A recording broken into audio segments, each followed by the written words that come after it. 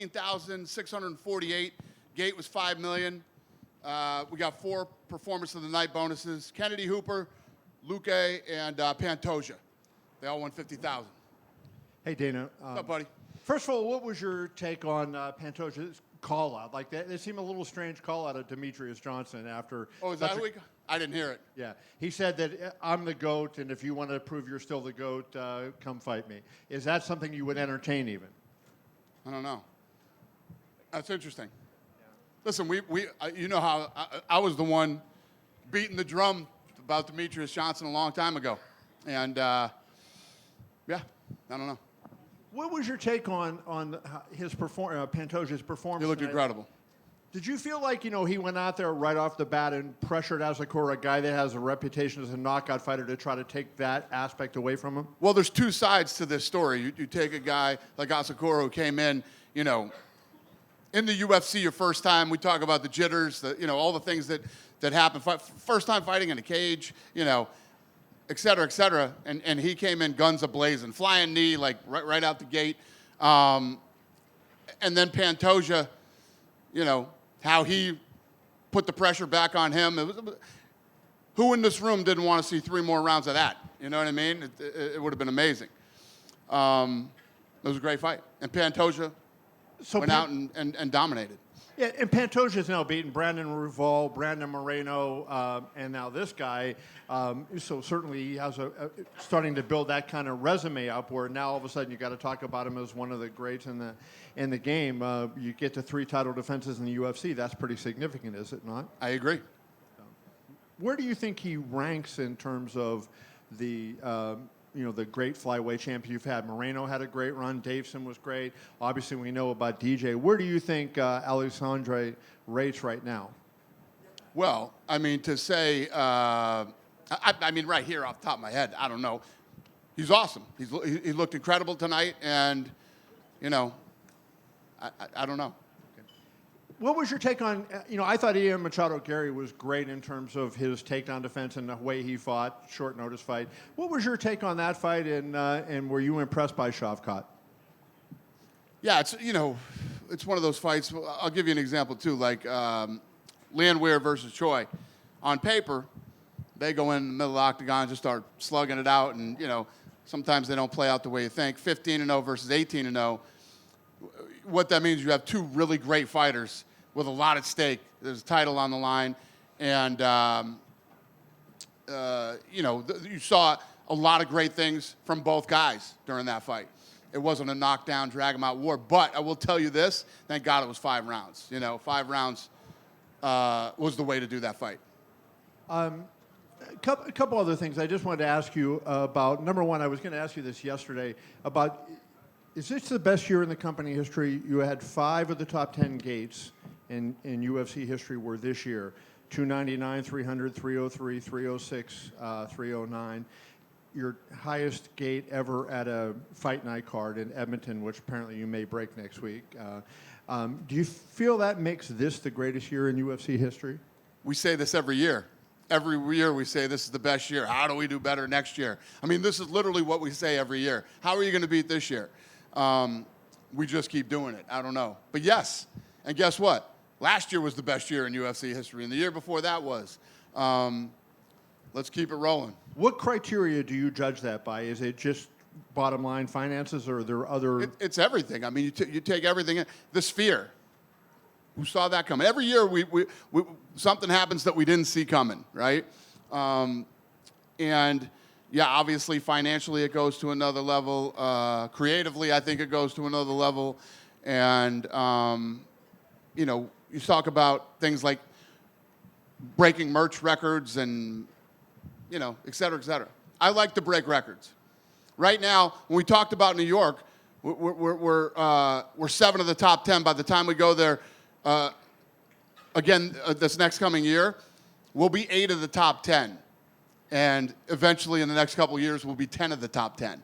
So, think about that.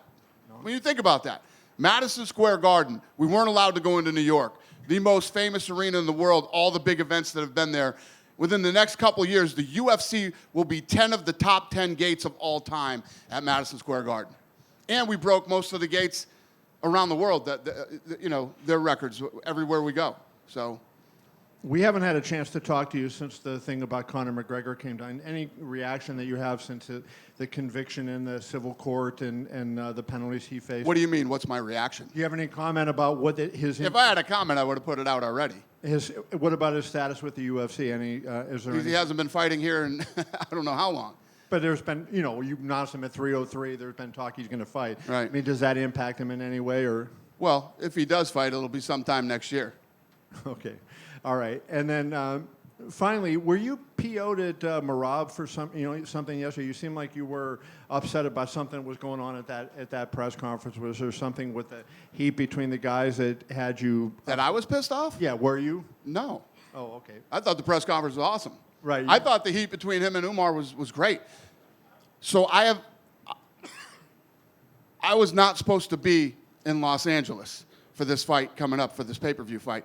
I have to fly somewhere and do something that is really important, and I'm moving it. I'm going to Los Angeles. That's how pissed off I was. Yeah. Dana, when you look at the complexion of tonight's card, coming off of 309 with such a headliner, the depth as far as quality or quantity, I think you had both tonight. Can you just talk about it up and down with the matches? As far as you come off of a card with John Jones, this one it seems like from the preliminary to the co-mains to the main card, it seemed like it was action packed from top to bottom, where you didn't need the big headliner. Yeah, I agree. It was a great card, but I love the head. Listen, this might be one of those fights that you don't think is a big headliner. Kevin's over there talking about, is this guy, one of the greats of all time? He fought another guy who was a champion in another organization that comes over from Japan. When you think about what that fight meant, had Kai won tonight, you know how big that would have been in Japan, and we'd be talking. Even with the performance he had tonight, we're talking about possibly going and doing a fight in Japan now. So I wouldn't say that there wasn't, whether you call it a big headliner, not every card is John Jones, but to say that Pantoja isn't a, he's asking me right now if he's the best ever. Dana, front, right here. Right here. We had a couple losses for some veterans, Clay Guida, Chris Weidman, Anthony Smith. You've made it known that you thought Chris should have hung it up a couple fights ago. Anthony, couldn't really hold in the tears when he was walking out, and then Clay is, I think, 40-something. What do you do with those three? They all retire tonight. Yeah. Yeah. So you won't offer them any more fights, or you'll just kind of? They should all retire tonight. And then what did you make of the Crone-Bryce Mitchell fight? Because in Crone's last fight, you were pretty critical of him. You said it was limited. Even Crone said it was the biggest mistake to kind of come in with one tool. Bryce knocked him cold with an elbow off the top. So just what did you make of Crone's performance and his future with the company? So wait a minute. What's your question? So you're saying Crone looked really limited the last time he fought, and he looked limited tonight. What's your opinion on? I didn't think he was limited tonight. No? What did you think? I thought he had a better game plan than the fight he had against Charles Jourdain.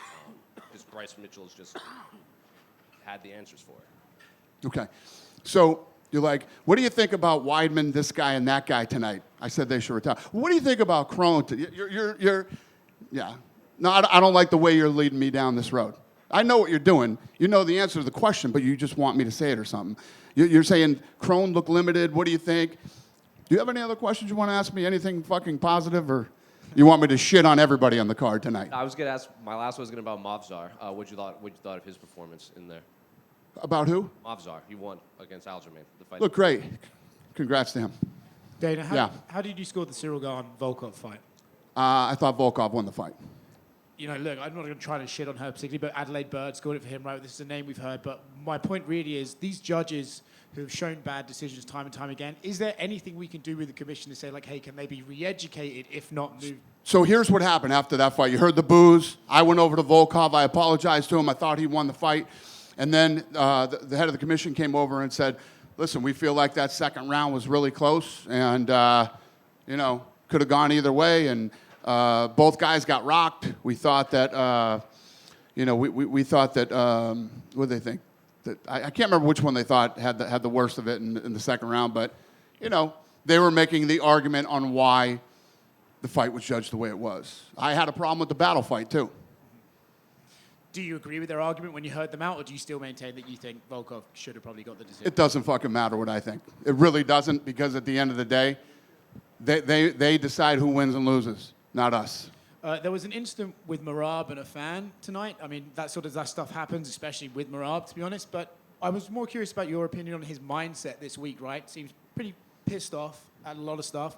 Going after Umar yesterday, the press conference, he was freaking out a lot. What do you make of his mindset towards his fight with Umar right now?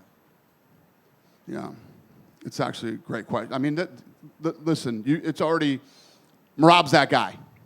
He's that guy. This isn't his first altercation. I don't know if you guys noticed at the press conference yesterday, too. To the right, somebody yelled something. He's in the middle of a conversation. He looked like he's trying to see who said that. Like what? You're going to run over there and you're going to fight this guy, too? It's just, it's the way he is. He's built that way. And I don't know if you saw, but he wasn't sitting in the regular fighter section. We had to move him over. I had to move the other two guys over at our table.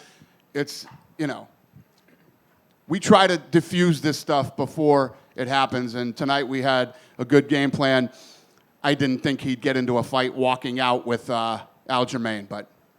Do you think there's a chance he's kind of intimidated by this Umar fight, though, right? He seems to really not want this fight or doesn't feel like Umar deserves it. Do you think there's some mind games going on here, or do you think Umar might be in his head? Listen, I don't think that any of these guys are afraid of anybody. I'm sure there's certain guys they'd rather wait to fight, and you know they all have their reasons or whatever. But to say that Merab's fighting people in the fucking stands, okay? Merab would get in a fight in the middle of the fighter section. That's why we moved him over to the left. So I wouldn't say that any of these guys are afraid of anybody or any fight. But you know, fighters are a paranoid bunch. You know, there's always some conspiracy against them, whether it's us or other people, or we make fights that people want to see. They win or lose the fights on their own, but they are conspiracy theory. They always think that somebody is against them, and maybe that's what they need to do to have that mental thing to go out and do what they do. Speaking of conspiracy theorists, did you tell Bryce Mitchell fuck seatbelts after his fight? Yeah. He said, I love you. This is the only organization that lets us speak our mind and be who we are and everything else. And I said, fuck seatbelts, buddy. Last one from me. Kevin sort of went through the list of guys that Pantoja has beaten in this division. Mm-hmm. Considering he's beaten a lot of them, do you think Kai Kara-France makes the most sense for him because that's the one guy he hasn't beaten twice already? I don't know. We'll see.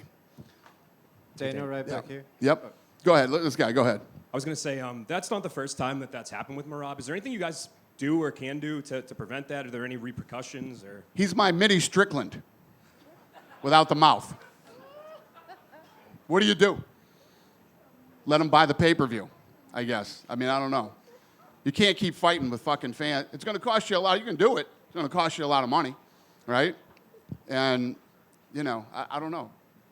Listen, man, I say it all the time. We're in the fucking fight business. This happens. We got to deal with it. Tonight we tried. I took Islam. We took Islam and we took, Poirier. Not Poirier. You know what the fuck I'm talking about. I don't, but you do. Took them out, put them at the table, moved Merab over to the other side, had Umar and his crew over in the middle, and we still had problems. We still couldn't, you know. We do our best. I didn't even know Nate Diaz was coming yesterday, threw a water bottle at Islam, I don't know why. But listen, if you guys knew fucking this much of what goes on behind the scenes, you would wonder why we do this for a living. Dana, back here.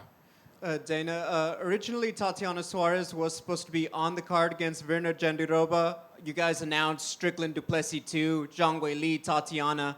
Was the reason she was pulled from the card because you guys wanted her for the title fight next February? I have no idea. Does it matter? No, I think it's a Okay. great fight. I'm ready Thank you, for it sir. We already. appreciate it.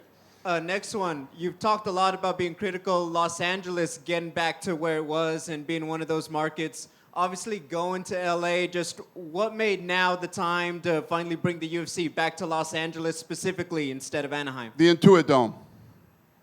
That's a very new venue. Do you guys have any plans to use any of the new just features that arena has ahead of the fight? We'll use none of them, no. And then finally, Cosm in Los Angeles nearby. experienced it. It's almost as good as the Sphere if you have a great seat. Can you just talk about that partnership in LA, because that's quite the venue if you've never seen fights over there. Great question. Yes, it's if you have not seen any sporting event, not just the UFC at Cosm, it is a very cool experience. If you're not going to the event live and you're not having a bunch of people over your house, it is a very, very cool way to watch any sporting event. It's fascinating. Thank you. Dana? Yep. Dana? Yep. Go ahead. Middle guy right here. Yeah. Dana, thank you so much for announcing the Islam Tsarukyan fight in Los Angeles. I just want to ask, I think it's going to be one of the biggest events for the last couple of years.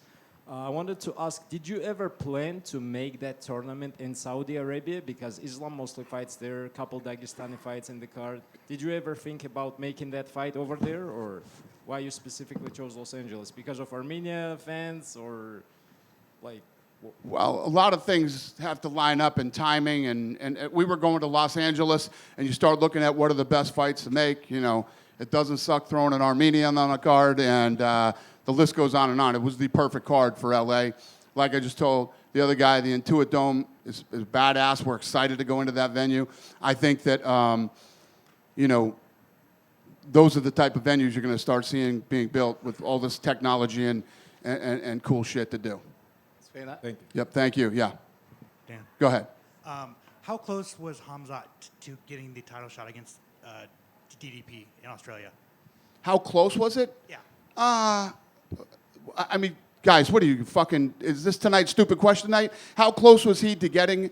I'm asking you because after his win against Robert Whittaker, you said he might be next, right? So Right. I was just. He's not next. Gotcha. How close was he? I don't know. I mean, we sit in a room every Tuesday and we pick fights. Was he in the conversation too? He's always in the conversation. Gotcha. Yes. Thank you. Thank you. Data in the back. Yes. Well, let this guy go first. He got jumped over here twice. Go ahead, sir. Thank you, Dana. Duho Choi said there are so many UFC fans in Korea, and he wishes someday they're gonna be had a UFC game in the Korea. The last time when the UFC hold a game at the Korea was 2019. Do you have any plan to had another game at the Korea? He's asking me if we're going back to Korea. So I was supposed to go to Korea this week for looking for a fight for the Korean Zombie show. And then, you know, there was some unrest going on over there. So our global security said we shouldn't go there right now. And we're figuring out another way to do this with the Zombie for his show next weekend. But the answer is yes. If we don't end up there with a fight, I am going to Korea in 2025 to do another show with the Korean Zombie. And, I mean, do you have any plan for? Yes, we will eventually get back to Korea. Yes. Yes, ma'am. In the back. So you had Power Slap this week, and it looked like in the Fountain Blue that audience size had almost doubled from the last time that you were there. You have the card coming up in Saudi.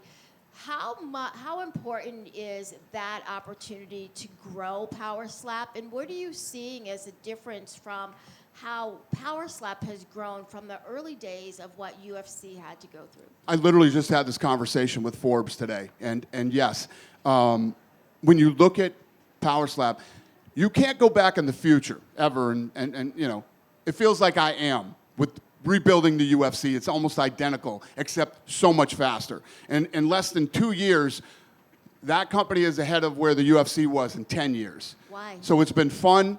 The thing did 2.9 million views last night.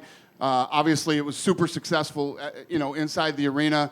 And yeah, I'm excited to go to Saudi, and we're about to announce a couple of new big deals with Power Slap in the next month or so. Just one more for me. Vinny Pazienza was announced as a 2024 International Boxing Hall of Fame inductee.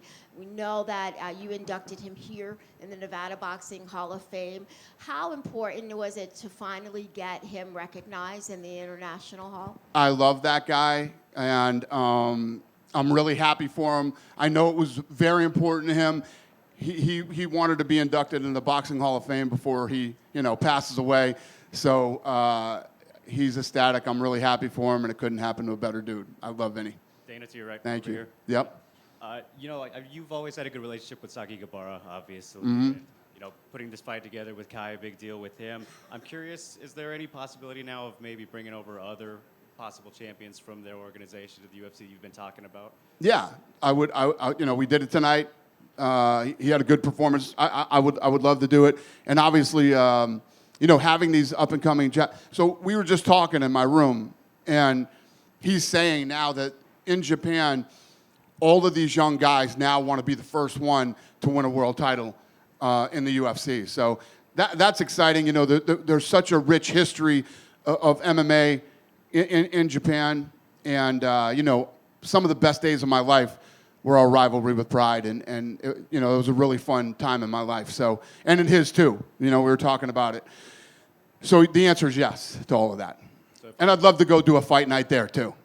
Well, if I could make a suggestion, you were recently teasing, interest in the atomweight division. If you're going to start, they have the best in the world right there. The perfect person to start the division with Seika Izawa. Thank you, sir. I got you. No, I don't disagree with you.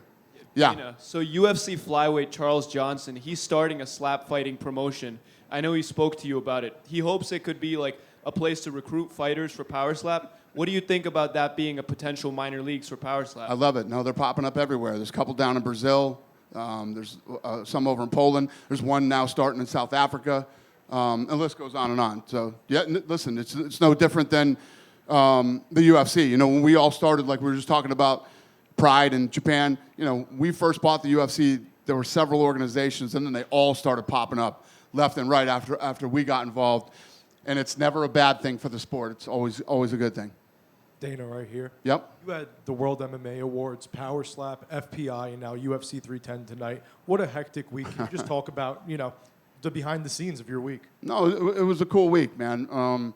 Fighters only, I commend them for doing that award show. I know that isn't cheap. It's not easy. He lives in England, and, it's a good night for the people who are involved in the sport. So I'm a big supporter of it, and I always will be. It was a fun weekend. And just one. Yep. I know you mentioned you can't go to South Korea anymore for the Korean Zombies show, but Dorobshok Nabotov, the guy who asked you for a contract at the press conference, he's actually on that card. He's fighting Mateus Camilo. So what I just said to him is, I'm actually going to do Looking for a Fight, and we're going to do it via satellite from Florida next weekend. So, I had lunch with the Zombie the other day, and he was all bummed out. He's like, this card's badass. I got people that should be in the UFC on this card, and I love the Korean Zombie, so we're going to figure this thing out. It's going to be different than the normal show, but we're still filming this episode of Looking for a Fight. Okay, I was going to say, yeah, because there's some talent on that card, and so I'm assuming 100%. I wanted to see if you guys can sign those guys. Yep, we're doing it. Yep. And one more Yes, question sir. about UFC events 2025, specifically in Brazil. Can we expect an event there next year? Can you expect an event in Brazil in 2025? In Brazil in 2025, are we expecting an event there? Are we expecting? Yes, we'll be doing an event in Brazil. In 25, yes. Yeah, I understand. Got it. Where? Yes. Where? Where in Brazil? I don't know, sir. We're coming, though. Guy behind him, yeah. Tatsuro Taira of Japan lost in the cross match, and today Kai Asakura lost. Does it change the possibility of UFC Japan 2025? The fact that Kai lost today, does it change the possibility of still doing a UFC in Japan next year? Yeah. Here, translate to him that I just said that about 5 seconds ago. Yes. Yes, sir. I would love to do a fight night there. Do you understand that? Yes, Okay. Thank you. Yep. Go ahead, kid. What's up? So tonight, Cyril had a strange win against Alexander Volkov. In France, he used to be the closest French fighter to get a belt in the UFC. Right now, in France, we all think that the closest to the belt is Manon Fiorot. Will you give her title shot soon against Valentina Shevchenko? Cyril Gane tonight won a weird victory against Volkov. In France, he was the closest to the title. Now the next French person that's closest to the title is Manon Fiorot. Will you give her a chance to fight Valentina Shevchenko next year for the title? Yeah, no, she is right there, and the answer is yes, she will be fighting for a title. I don't know when, right here, right now, but the answer is yes. Perfect. Thank you very much. Thank you, sir. Hey Dana, right in the middle. Yep. Patricio Pitbull said earlier this week that he wants to leave the PFL and he would like to sign with the UFC.